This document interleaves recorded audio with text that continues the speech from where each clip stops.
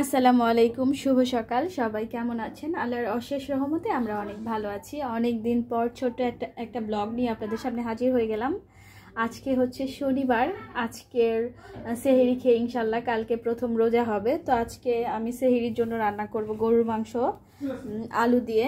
আর এখানে একটা ফার্মের মুরগি বের করে নিছি, এটাকে হচ্ছে আমি একটু প্রসেস করব ইফতারের জন্য। ইফতারের মধ্যে আমি মুরগির কিছু চপ বানাবো, সেই জন্য এটা বের করে নিচ্ছি। আর এখানে যে আলু আর হচ্ছে ঢেঁড়স ভাজি করব।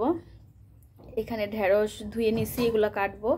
আর এইখানে হচ্ছে দুইটা লাল মুরগি, আমরা এটাকে কক মুরগি বলি, বা ওই যে শক্ত যে মুরগি, এই মুরগিটা খেতে ভীষণ ভালো লাগে। দুইটা আনছি, এই দুইটাকে কেটে একদম প্রসেসিং করে ফ্রিজে রাখবো। একবারই আনা হয়েছে, এটা আমাদের অন্তত পক্ষে দুইটা মুরগি 4 দিন হয়ে যাবে, আমাদের ছোট সংসার। আর গরুর মাংস আগে এনে রাখছি, আরও ফ্রিজে রাখা হয়েছে। তো এই হচ্ছে আজকের মেনিউ, এগুলাই আজকে রান্নাবান্না হবে আর কি। তো আপনাদের সাথে শেয়ার করব, সম্পূর্ণ ব্লগটা অবশ্যই দেখবেন।